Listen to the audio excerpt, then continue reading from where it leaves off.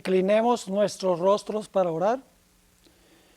Nuestro Padre y nuestro Dios, gracias te damos por el privilegio de reunirnos en este lugar con el único fin de estudiar tu palabra y escuchar tu voz.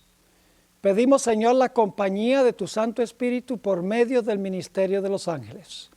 Abre nuestras mentes y corazones para que podamos comprender y recibir tu verdad. Te lo pedimos en el nombre precioso de tu Hijo, Cristo Jesús. Amén.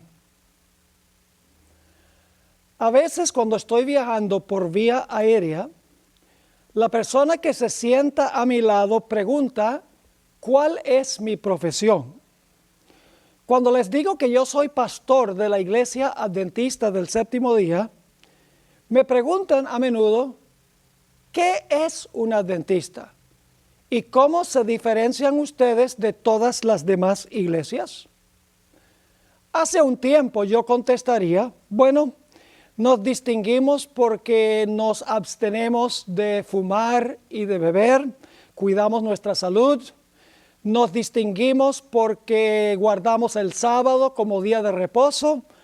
O también les decía, porque nosotros creemos que los muertos cuando van al sepulcro permanecen completamente inconscientes hasta el momento de la resurrección.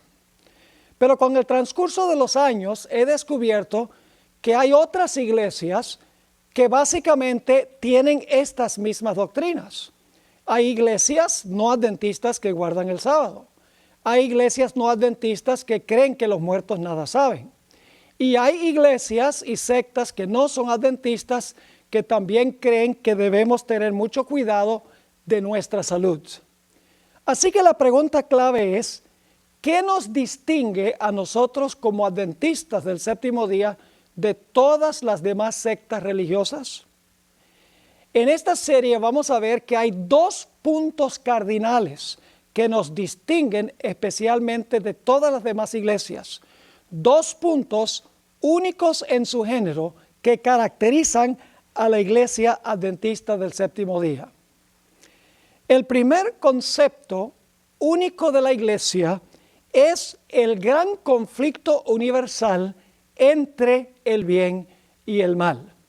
El enfoque de que el mal no solamente aflige a este mundo, sino es algo que aflige al universo entero. Y en segundo lugar, lo que nos distingue es el concepto del ministerio de Cristo Jesús en el santuario celestial. Ahora, básicamente todas las iglesias enseñan que el propósito primordial de la salvación era salvar al hombre. Pero en esta serie de temas vamos a ver que el propósito del plan de la salvación es mucho más amplio y profundo que meramente la salvación del ser humano. Este propósito que nosotros vamos a estudiar solo se puede comprender a la luz de estos dos conceptos que mencioné hace algunos momentos. Solo se puede entender el propósito amplio y profundo del plan de la salvación entendiendo el santuario hebreo, que era una sombra del santuario celestial, y el gran conflicto universal entre el bien y el mal. En esta serie vamos a estudiar la cosmovisión de la Biblia. El santuario no es una mera doctrina de la Biblia, una doctrina entre otras. La doctrina o la creencia en cuanto al santuario en realidad es la cosmovisión de la Biblia. Es el concepto que une todos los conceptos de la Biblia. Es decir, la cosmovisión es aquel concepto que unifica todas las doctrinas y todos los aspectos de la creencia cristiana. Cada doctrina de la Biblia es como una parte de un entero. Cada doctrina le añade un color al matiz del panorama. Pero la doctrina del santuario toma todas estas partes, todos estos matices y los unifica en un cuadro hermoso. Hay una escritora que ha desarrollado este tema más que cualquier otro escritor en la historia de la Iglesia Adventista. Y es Elena G. de White. Quiero leer un par de citas que escribió esta mujer hace algo más de 100 años. Estoy leyendo en primer lugar del Conflicto de los Siglos, página 462.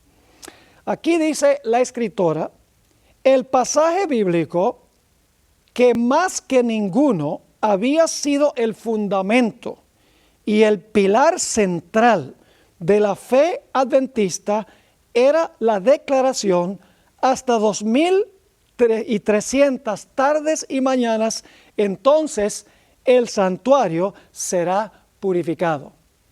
En otras palabras, la escritora está diciendo que la fe adventista halla su fundamento y su pilar central en la purificación del santuario celestial. En otra cita que se encuentra en la carta número 208 del año 1906, la escritora dice lo siguiente: la comprensión correcta de la ministración en el santuario celestial es el fundamento de nuestra fe. Noten la terminología que usa la escritora para referirse al santuario. Dice que es el fundamento de nuestra fe. Y mencionó también que era el pilar central que sostiene toda la teología de la Iglesia Adventista o la cosmovisión bíblica. Muchas personas creen que el propósito del plan de salvación, como les mencionaba antes, era especialmente salvar al ser humano. Pero quiero leerles una cita a donde la escritora nos explica que el plan de salvación tenía un propósito mucho más amplio y mucho más profundo, tomando en cuenta especialmente el punto que mencionamos del gran conflicto universal entre el bien y el mal y el concepto del santuario celestial. Dice así esta cita que se encuentra en Patriarcas y Profetas, página 57. Pero el plan de redención tenía un propósito todavía más amplio y profundo que el de salvar al hombre. Fíjense, el plan de redención tenía un propósito todavía más amplio y profundo que el de salvar al hombre. Sigue diciendo: Cristo no vino a la tierra solo por este motivo. No vino meramente para que los habitantes de este pequeño mundo acatasen la ley de Dios como debe ser acatada, sino que vino para vindicar el carácter de Dios ante el universo. Ahí está el concepto amplio y profundo del plan de salvación. Jesús vino, según esto, para vindicar el carácter de Dios ante todo el universo. Podríamos decir que Dios, a través del santuario y a través de lo que encontramos en la Biblia, exonera su carácter, exonera su reputación. Sigue diciendo esta cita: a este resultado de su gran sacrificio, a su influencia sobre los seres de otros mundos, así como sobre el hombre, se refirió el Salvador cuando poco antes de su crucifixión dijo: ahora es el juicio de este mundo. Ahora el príncipe de este mundo será echado fuera. Y yo, si fuere levantado de la tierra, todos traeré a mí mismo. En algunas versiones dice: a todos los hombres traeré a mí mismo, pero la palabra hombres no está allí. En otras palabras, la muerte de Cristo iba a unificar todo el universo. Vamos a encontrar tanto lo que está en el cielo como está en la tierra. Iba a ser unido en Cristo Jesús. Se iban a aclarar las dudas en cuanto al carácter de Dios. Sigue diciendo esta cita: el acto de Cristo de morir por la salvación del hombre no solo haría accesible el cielo para los hombres, sino que ante todo el universo justificaría a Dios y a su Hijo en su trato con la rebelión de Satanás. Demostraría la perpetuidad de la ley de Dios y revelaría la naturaleza y las consecuencias del pecado. Fíjense todos los aspectos incluidos en el plan de la salvación. ¿Qué haría? Justificar a Dios y a su Hijo en su trato con la rebelión de Satanás. En segundo lugar, demostraría que la ley de Dios es perpetua. Y en tercer lugar, se revelaría la naturaleza o las características y las consecuencias del pecado. Mis queridos amigos, el conflicto en el cual estamos involucrados es un conflicto cósmico, es un conflicto universal. No está relacionado este conflicto solo con este mundo, sino que está incluido todo el universo de Dios. El conflicto no comenzó en la tierra, el conflicto comenzó en el cielo. Así que el cielo está involucrado en esta gran controversia o en este gran conflicto. Un concepto limitado del problema del mal nos llevará a un concepto limitado de la solución del problema. El plan de la salvación tiene como propósito vacunar al universo contra la posibilidad de que haya jamás otra rebelión. Es decir, al permitir Dios todo lo que ha ocurrido en estos 6,000 años de pecado, Dios está garantizando la seguridad eterna del universo, de tal manera que no haya una posibilidad de otra rebelión. Dios no implementa soluciones apresuradas que tapan provisionalmente el problema del pecado. Dios se toma su tiempo. De manera que cuando termine el problema del mal, no quedarán cabos sin atar. Es decir, el propósito del plan de salvación, en un sentido más amplio y profundo, es revelarle a todo el universo cómo es Dios y en contraste cómo es, de tal manera que todo el universo vea que Dios es justo y amoroso y que Satanás es exactamente lo contrario. El problema del pecado no se originó aquí en la tierra, sino que se originó en el cielo, en la misma presencia de Dios. La Biblia nos dice que este conflicto celestial comenzó en el cielo con los seres celestiales. Y ustedes se preguntarán, ¿quiénes son esos seres celestiales? ¿Será que había seres en el universo antes que existiera este mundo? La respuesta a esta pregunta es que sí. En el libro de Job, el capítulo 38 y los versículos 4 al 7, encontramos un pasaje muy interesante que describe los eventos de la creación. Quiero leer ese pasaje. Aquí Dios le hace una serie de preguntas a Job. ¿Dónde estabas tú cuando yo fundaba la tierra? Házmelo saber si tienes inteligencia. ¿Quién ordenó sus medidas, si lo sabes? ¿O quién extendió sobre ella cordel? ¿Sobre qué están fundadas sus bases? ¿O quién puso su piedra angular? Note que aquí se está describiendo la creación. Ahora fíjense el versículo 7. Cuando alababan todas las estrellas del alba y se regocijaban todos los hijos de Dios. Cuando Dios creó este planeta, nos dice la Biblia que las estrellas del alba alabaron y se regocijaron todos los hijos de Dios. Se refiere aquí a los seres celestiales. Los ángeles, mis queridos amigos, no son lo que la gente piensa que son. Hoy en día se ha vuelto muy popular pensar que los ángeles son espíritus de los difuntos, que se han ido al cielo al morir la gente y entonces pasan aquí a la tierra para ayudarnos a nosotros. Eso no es posible, porque según este pasaje, los seres celestiales ya existían cuando este planeta fue creado.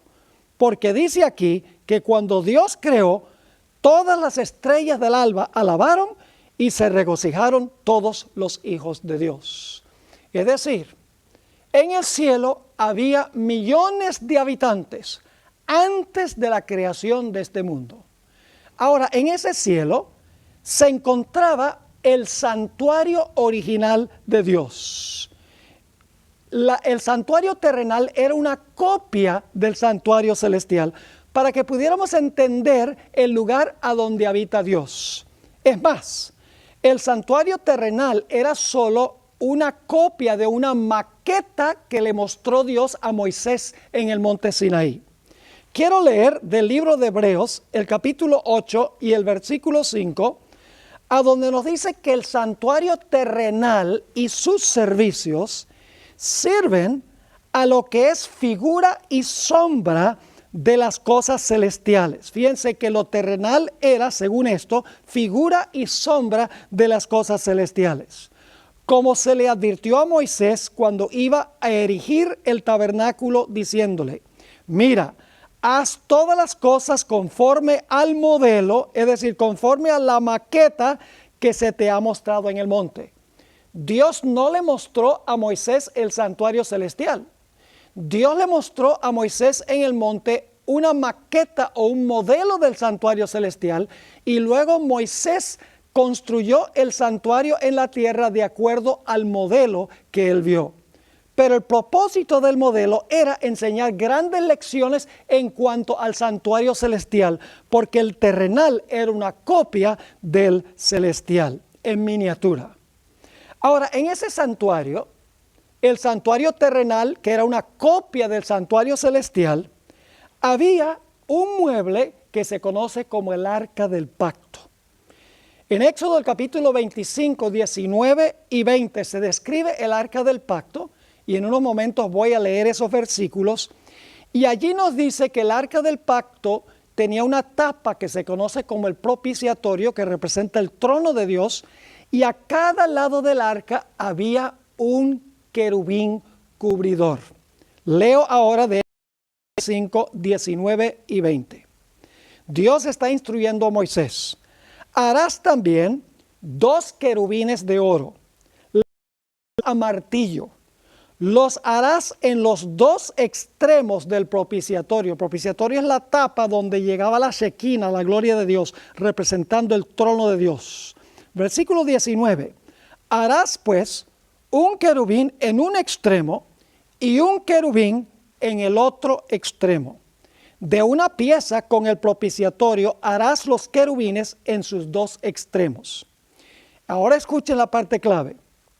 Y los querubines extenderán por encima las alas, es decir, por encima del arca del propiciatorio, iban a extender sus alas, cubriendo con sus alas el propiciatorio, el uno enfrente del otro, mirando al propiciatorio los rostros de los querubines. Es decir, en el santuario terrenal había un arca con una tapa, el propiciatorio, ahí se manifestaba la gloriosa presencia de Dios, y en cada lado había un querubín que con sus alas cubría el propiciatorio. Ahora, ¿qué representaba esto? Esto representaba en miniatura el trono sublime de Dios en los cielos. Un trono que también tiene 2 querubines, uno a cada lado del arca celestial. Ahora quiero que notemos que uno de esos querubines que se encontraba en el santuario celestial se llamaba Lucifer. La palabra Lucifer significa portador de luz. Fue creado sin una sola mancha de pecado. Estaba en uno de los lados del arca, lo más cerca posible del trono de Dios. Era uno de los que cubría con sus alas la gloriosa presencia de Dios. Pero llegó un momento en que este personaje, Lucifer, acabado en hermosura, perfecto en todos sus caminos desde el momento de su creación, se llenó de celos en contra de Jesús, quien se sienta a la diestra de Dios. Quiero leerles una cita que encontramos en Primeros Escritos, página 140, a donde se hablan de estos celos que tuvo Lucifer en de Cristo Jesús.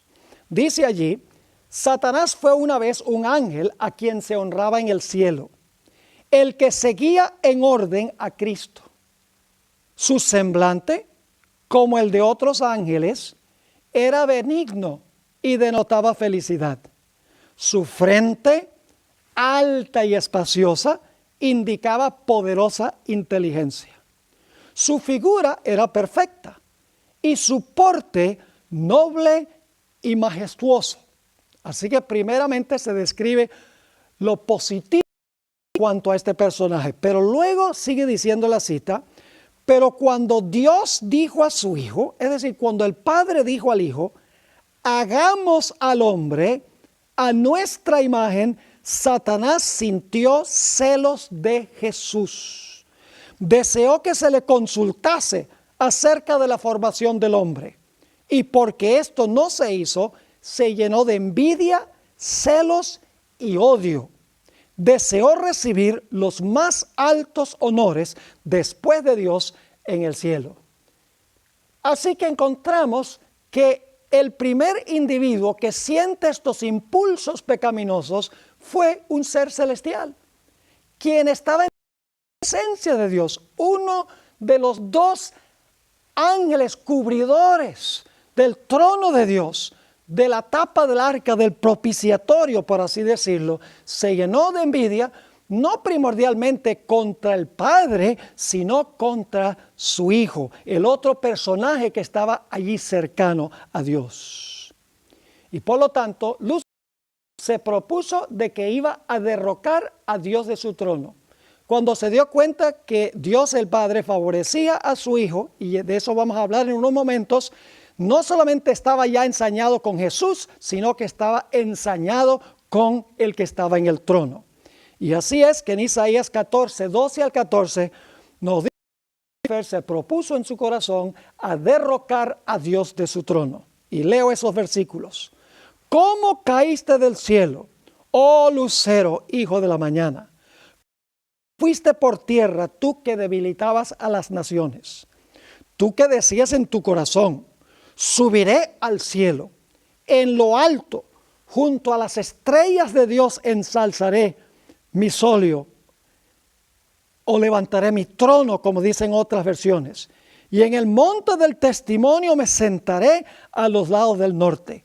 Sobre las alturas de las nubes subiré y seré semejante al Altísimo. Fíjense qué interesante.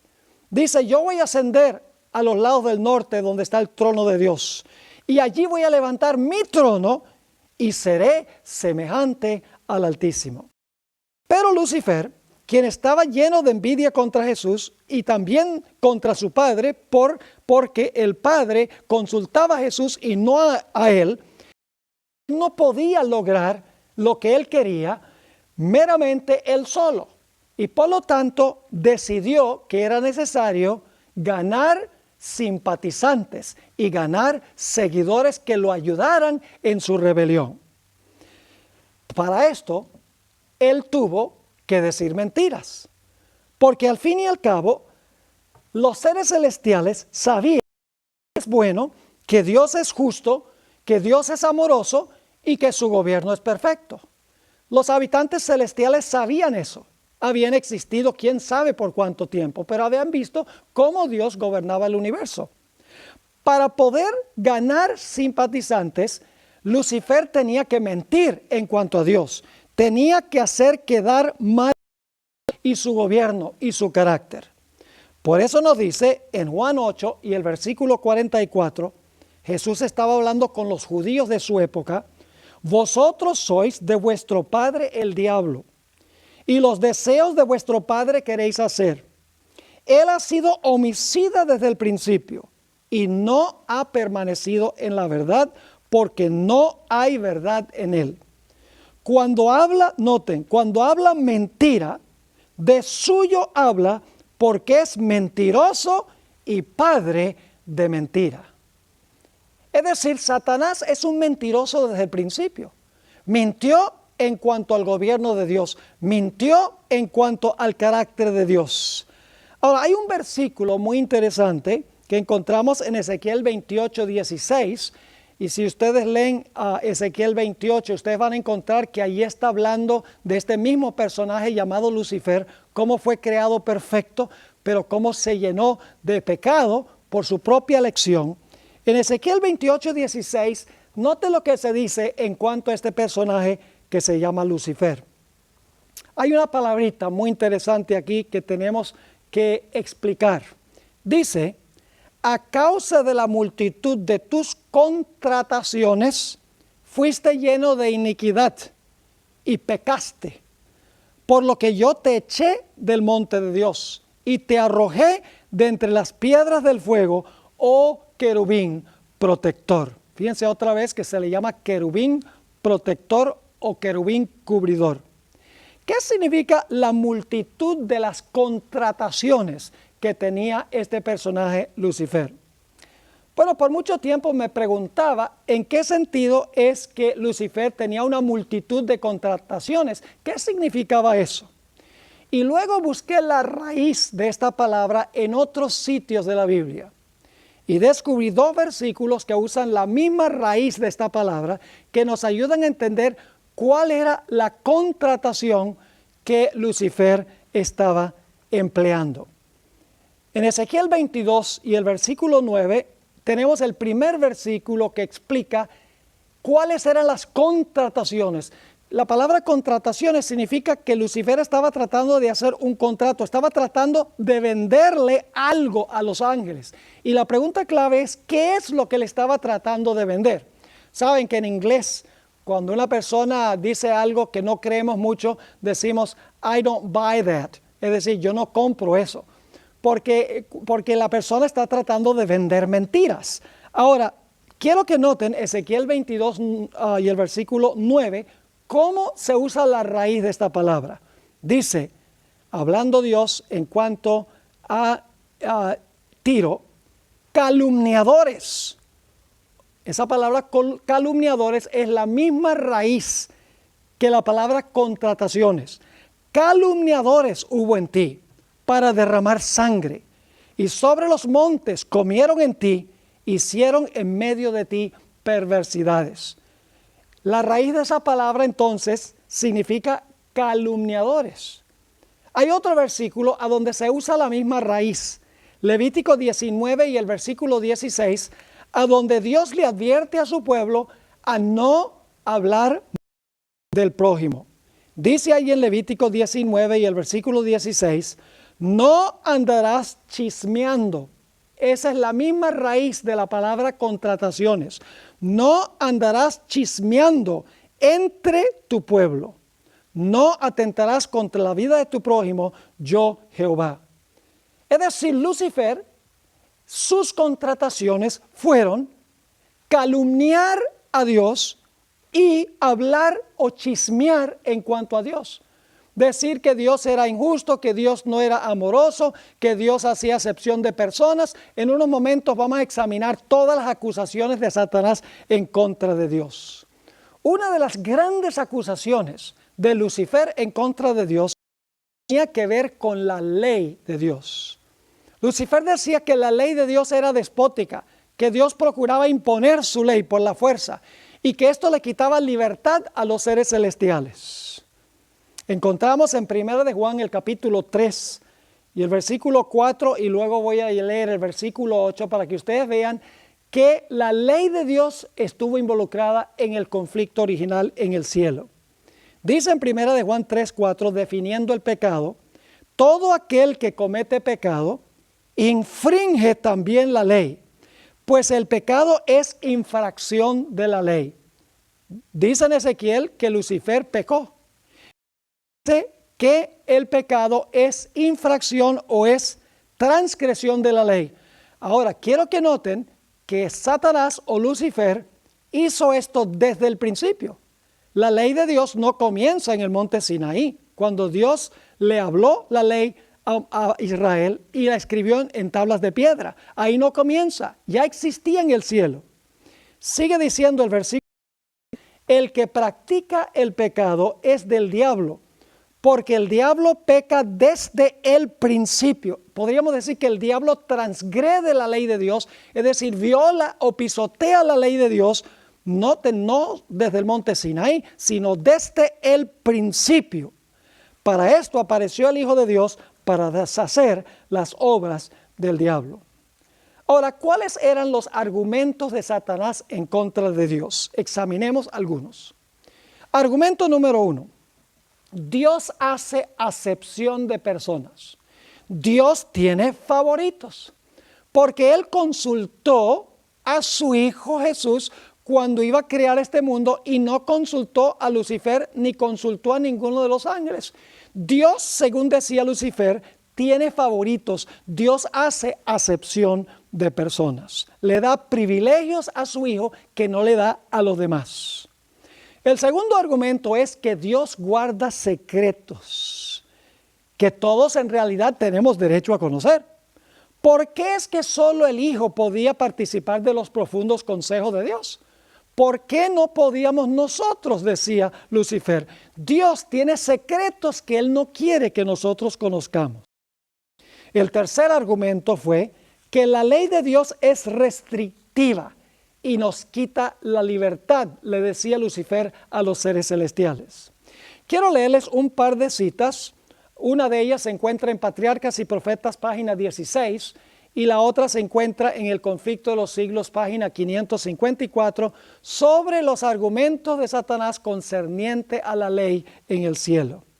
Dice allí en Patriarcas y Profetas: principió por insinuar dudas acerca de las leyes que gobernaban a los seres celestiales, sugiriendo que aunque las fuesen necesarias para los habitantes de otros mundos, los ángeles, siendo más elevados, no necesitaban semejantes restricciones, porque su propia sabiduría bastaba para guiarlos. Fíjense qué interesante.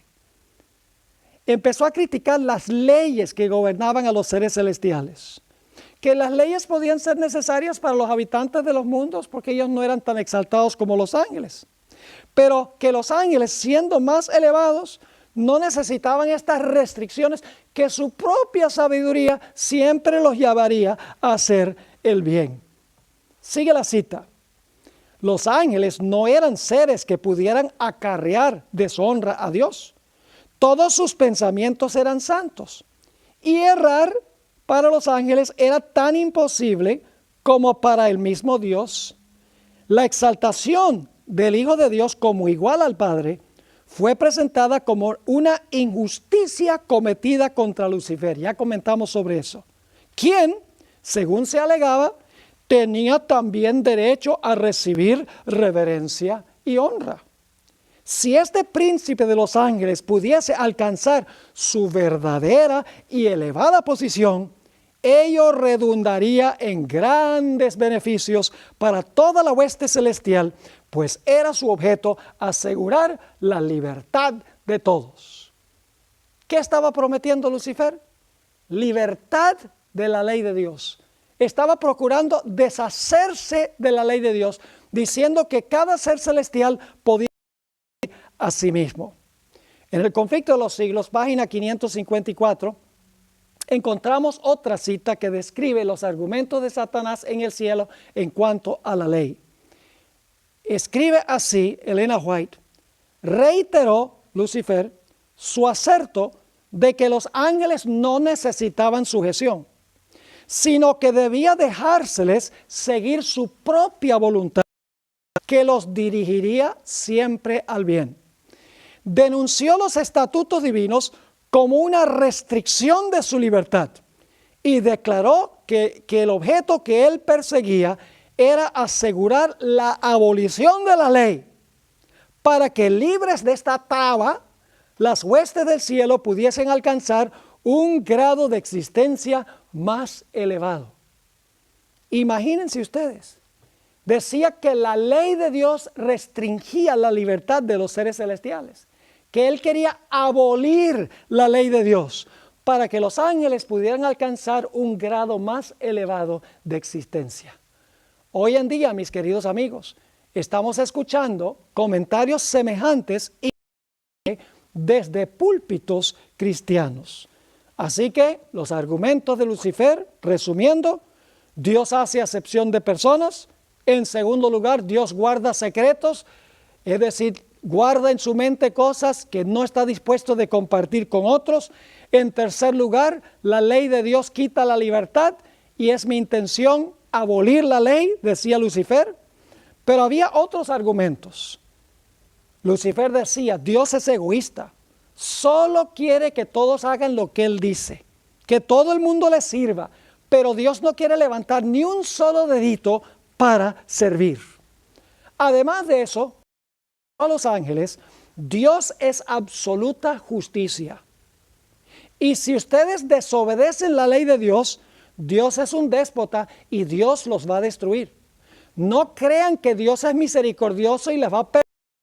En ningún sentido, Dios es pura justicia y si ustedes se rebelan contra su ley, Él los va a destruir. Y finalmente Lucifer dijo, si me ponen a mí en el trono, yo gobernaría mejor, porque en mi reino todos serían libres de hacer lo que quieran sin una ley que los cohíba. Tales fueron los argumentos de Lucifer en contra de Dios.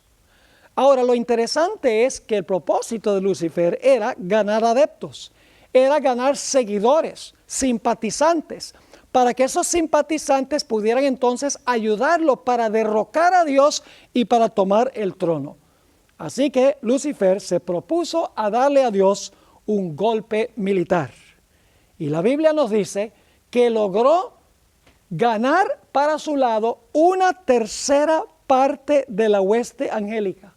Mis queridos amigos y hermanos, los argumentos de Lucifer tienen que haber sido muy poderosos, aunque engañosos, tienen que haber sido convincentes. Eran erróneos, pero a veces el error una persona puede hacerlo parecer la verdad. Tienen que haber sido argumentos, sofismas muy peligrosos, porque la Biblia nos dice que logró ganar la simpatía de una tercera parte de los ángeles.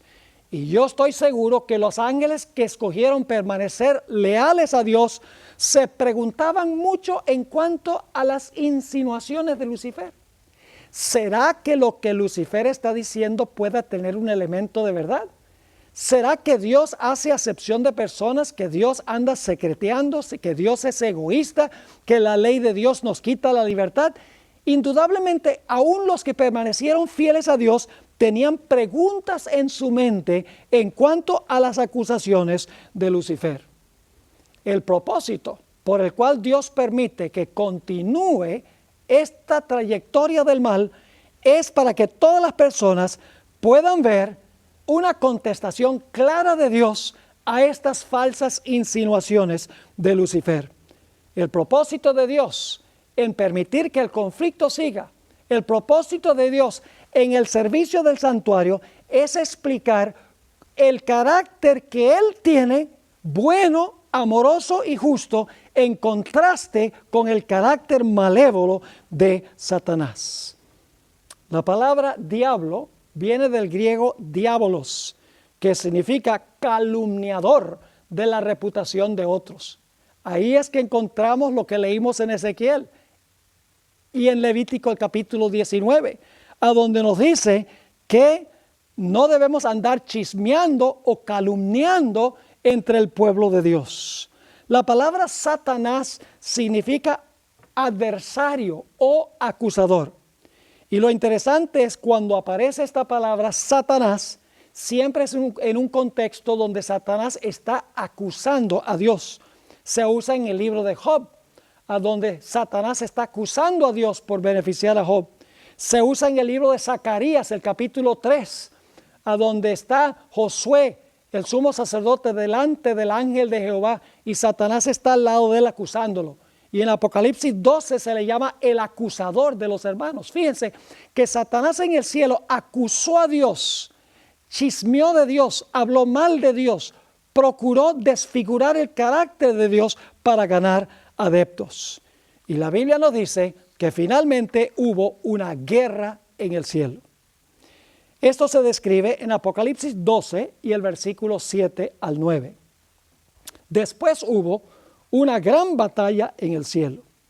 Miguel y sus ángeles luchaban contra el dragón y luchaban el dragón y sus ángeles, pero no prevalecieron. Es decir, el dragón y sus ángeles no prevalecieron. Ni se halló ya lugar para ellos en el cielo. Y fue lanzado fuera el gran dragón, la serpiente antigua, que se llama Diablo y Satanás, el cual engaña al mundo entero. Fue arrojado a la tierra y sus ángeles fueron arrojados con él. Y el versículo 3 de Apocalipsis 12 nos dice que una tercera parte de las estrellas del cielo fueron echadas del cielo juntamente con Lucifer. Ahora, alguna persona podría preguntarse, ¿por qué razón es que Dios no destruyó a Lucifer inmediatamente? ¿Por qué permitió Dios que Lucifer continuara viviendo? Yo creo que la razón es obvia. Era necesario que Dios le diera tiempo a Lucifer para demostrar en forma práctica los principios de su gobierno. Es decir, Satanás debía darse la posibilidad de implementar sus planes y sus métodos para que todo el universo pudiese ver el fruto del estilo de gobierno que él quería implementar a nivel de todo el universo. Si Dios hubiera destruido inmediatamente, los seres celestiales probablemente hubieran servido a Dios por temor, porque hubieran dicho, fíjese, Lucifer dijo que Dios es pura justicia, que si alguien lo contraría, Dios lo destruye, y fíjese, Lucifer contrarió a Dios y Dios lo destruyó. Los seres celestiales tal vez hubieran continuado sirviendo a Dios, pero le hubieran servido por temor y no por amor. Y además de eso, siempre hubiese existido la posibilidad de otra rebelión. Así que Dios sencillamente dijo, yo voy a permitir que Lucifer implemente sus planes de gobierno. Yo voy a permitir que él exhiba la clase de gobierno que él quería implementar. Y cuando todos vean el contraste entre el estilo de gobierno de él y el estilo de gobierno mío, todos se darán cuenta que mi estilo de gobierno es el mejor. El problema es que Satanás fue echado del cielo, pero no tenía un cuartel desde el cual él podía desarrollar los principios de su gobierno. Necesitaba tener una capital, por así decirlo, con seres a donde él pudiera implementar el estilo de gobierno que él decía que era mejor que el gobierno de Dios. Por eso la Biblia nos dice que Dios, a través de su Hijo, decidieron seguir adelante con el plan de crear a nuestros primeros padres, a Adán y a Eva. ¿Podría Dios haber dicho, no, este asunto de la rebelión de Lucifer debe llevarnos a cambiar el plan? No hagamos al hombre y a la mujer. Pero Dios decidió continuar con el plan. Cuando Dios creó a Adán y Eva, Satanás se saboreó y dijo, si yo puedo lograr vencer a Adán y a Eva, pero especialmente a Adán como padre y representante de la raza humana, entonces yo puedo sentarme en el trono del mundo porque ahora Adán será mi siervo por haberme aceptado a mí como su Señor, y yo voy a tener un cuartel de operaciones desde el cual llevar adelante mi plan de gobierno en contra del gobierno de Dios. Así que Satanás se propuso de que iba a hacer caer a Adán y a Eva, y que al quitar a Adán de su trono, Satanás iba a poder ocupar el trono, iba a tener su territorio desde el cual llevar adelante su rebelión contra Dios y para revelar su estilo de gobierno. Y fue que Dios colocó un árbol en medio del huerto, el árbol de la ciencia del bien y del mal. El propósito de este árbol era probar la lealtad de Adán y Eva, darles libre albedrío. Dios les dijo, yo quiero que ustedes escojan servirme, porque el amor exige que se tenga libre albedrío. Así que yo coloco el árbol. No coman de ese árbol, porque si comen del árbol van a morir. Absténganse de ese árbol y aprovechen todos los demás árboles del huerto, son para su consumo personal. Pero un día Eva se alejó de Adán y llegó a parar debajo del árbol de la ciencia del bien y del mal. allí estaba Satanás disfrazado, es decir, estaba detrás de una serpiente. Probablemente Eva estaba esperando un ángel del cielo, porque yo creo que Dios les había advertido a Adán y Eva que un ángel poderoso había caído del cielo y que iba a venir para tratar de tentarlo del árbol. Así que Satanás dijo, yo creo que Eva va a estar esperando a un ángel, así que va a venir como un ángel de luz disfrazado. La Biblia nos dice que se camufló o se escondió detrás de una serpiente. Y es interesante notar que la discusión entre Lucifer o Satanás y la mujer refleja los mismos principios de la rebelión que se realizó en el cielo. Vamos a mirar un poco la tentación de Satanás en contra de Eva. Viene Satanás y le dice, con que Dios os no podéis comer de ningún árbol del huerto. El propósito por el cual Satanás le dijo esto a Eva, que Dios les dijo que no comieran de ningún árbol del huerto, es porque él sabía que diciendo algo que Eva sabía que estaba equivocado, que Eva iba a empezar una conversación con él. Y eso es exactamente lo que sucedió. Eva dijo, no, estás equivocado, déjame corregirte. Dios dijo que podíamos comer de todos los árboles del huerto, pero nos dijo que si comíamos de este árbol en particular, íbamos a morir. Fíjense que el diablo lo que quería era comenzar una conversación y tuvo éxito, haciendo una declaración falsa de que Dios había prohibido que comieran de cualquier árbol del huerto. Eva ahora lo corrige y dice, no, Dios dice que podemos comer nosotros de todos los árboles del huerto. Y ahora Satanás, después que fue echado del cielo, ya no es Lucifer, es Satanás. Ahora Satanás le dice a Eva, no moriréis. Ahora, cuando él le dice eso a Eva, indudablemente se crea una confusión en la mente de Eva. Porque Eva está pensando, Dios dijo que si comíamos del árbol, íbamos a morir.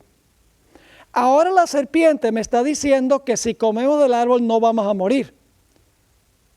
Y por lo tanto Eva ahora piensa, si no vamos a morir, como dice la serpiente, ¿por qué entonces fue que Dios nos dijo que sí nos íbamos a morir? Es decir, el diablo le plantó a Eva una pregunta y vamos a encontrar que enseguida le tenía la respuesta. La pregunta que le sembró a Eva es, ¿por qué si no vamos a morir, nos dijo Dios que sí íbamos a morir? Él sabe que Eva tiene esa confusión ahora y quiere saber por qué Dios dijo que iban a morir si en verdad no iban a morir.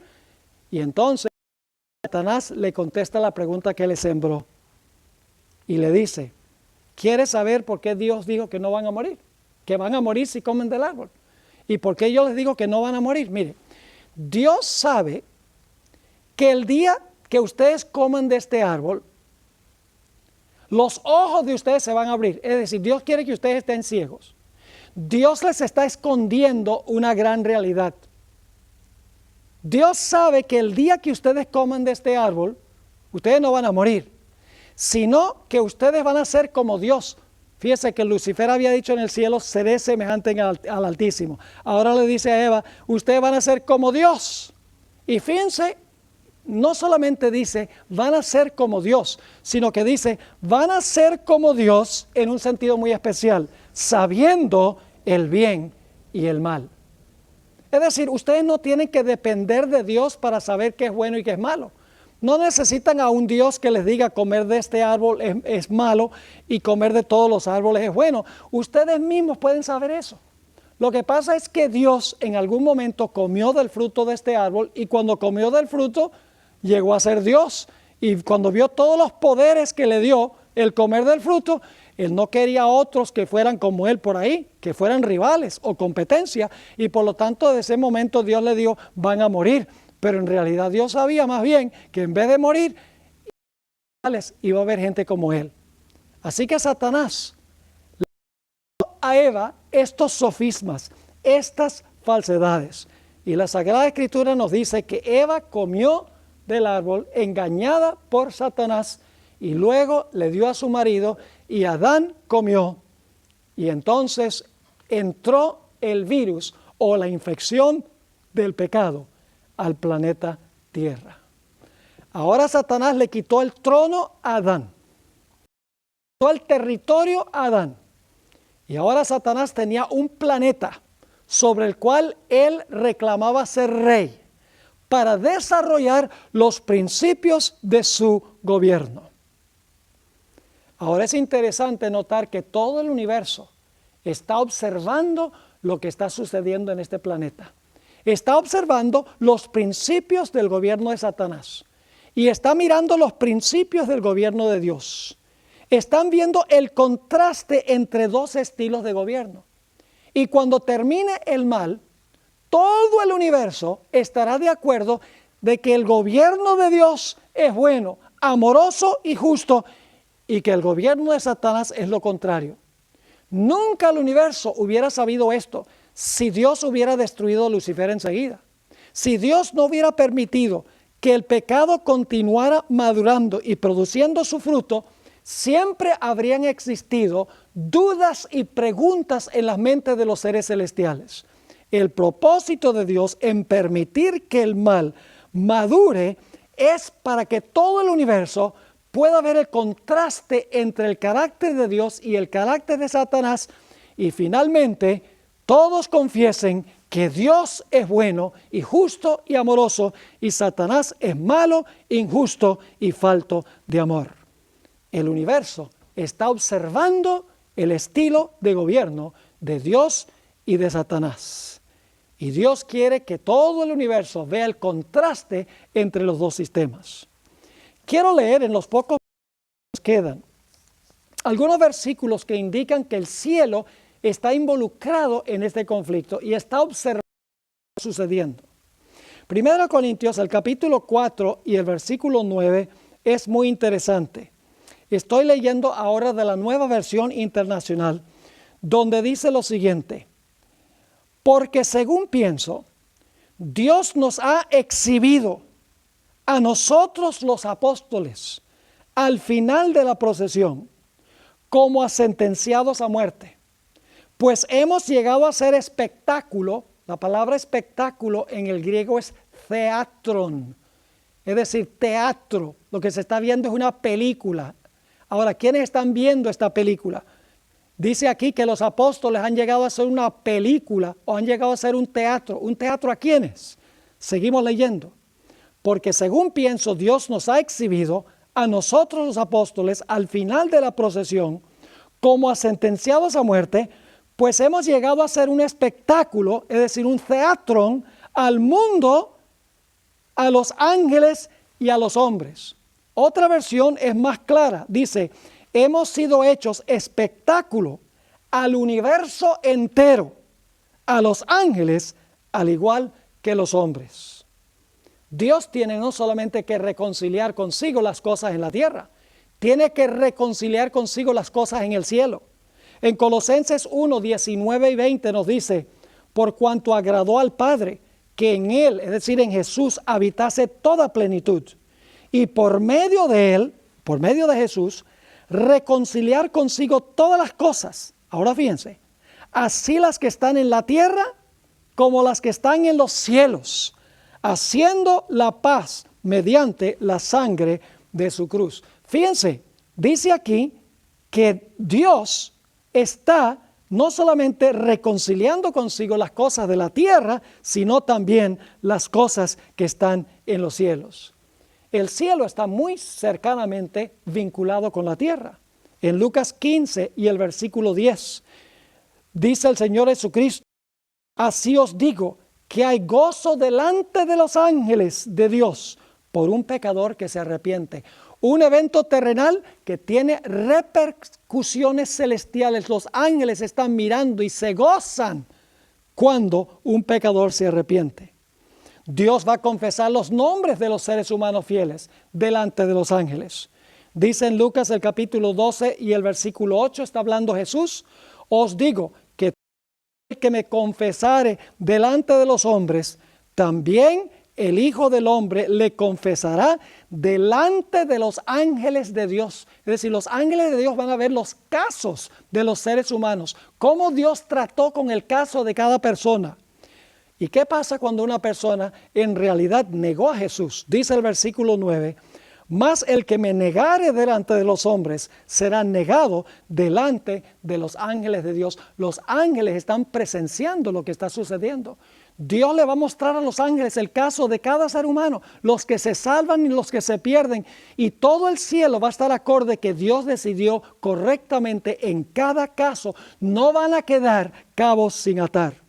En Apocalipsis el capítulo 3 y el versículo 5 nos dice: el que venciere será vestido de vestiduras blancas y no borraré del libro de la vida. Y ahora escuchen: y confesaré su nombre delante de mi Padre y delante de sus ángeles. Nuevamente, la tierra y el cielo están interconectados. Los ángeles están viendo lo que está pasando aquí. En 1 de Pedro, el capítulo 1 y el versículo 12, está hablando de los profetas del Antiguo Testamento que estaban mirando ansiosamente hacia el futuro, hacia la venida del Mesías. Y dice allí: a estos, es decir, a los profetas, se les reveló que no para sí mismos, sino para nosotros, administraban las cosas que ahora os son anunciadas por los que han predicado el Evangelio por el Espíritu Santo enviado del cielo. Y ahora fíjense lo que dice. Ese Evangelio no solamente es para esta tierra. Los mismos ángeles desean entender el Evangelio. Dice la última parte de este versículo: cosas en las cuales anhelan mirar los ángeles. Es decir, mis queridos amigos, el gran conflicto entre el bien y el mal no tiene que ver solo con este mundo. Dios tiene que resolver un problema cósmico universal. Tiene que resolver un problema que comenzó en el cielo. Tiene que responder a todas las dudas que tienen los seres celestiales. Toda esa cizaña que sembró Lucifer en las mentes, todo eso tiene que aclararse. Tiene que mostrarse el contraste entre estos dos estilos de gobierno. ¿Y saben lo que es interesante? Dios resuelve este problema, Dios revela su carácter y el contraste del carácter de Satanás por medio del santuario hebreo, que era una sombra del santuario celestial. Es decir, el propósito del santuario es mostrar los pasos que Dios toma para resolver el problema del pecado paso por paso. Y en el transcurso de este temario vamos a seguir a Cristo a través del santuario y vamos a ver cómo Cristo resuelve cada paso el problema del mal para que finalmente todo el universo esté en perfecta armonía.